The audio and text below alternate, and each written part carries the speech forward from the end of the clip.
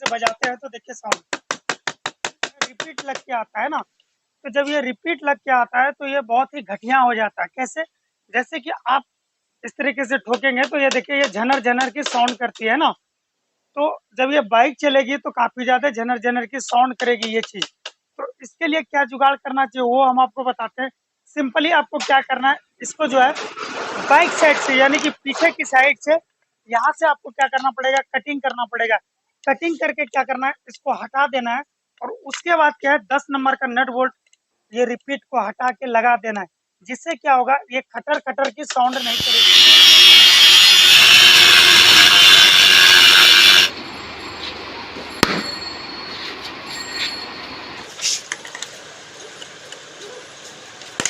ये रिपीट जो हमने काट के लगा निकाल दिया, ठीक है ना। अब सिंपली हमने दोनों तरफ 10 नंबर का बोल्ट डाल दिया। इससे क्या होगा, जरा से भी खटर खटर की साउंड नहीं करेगी।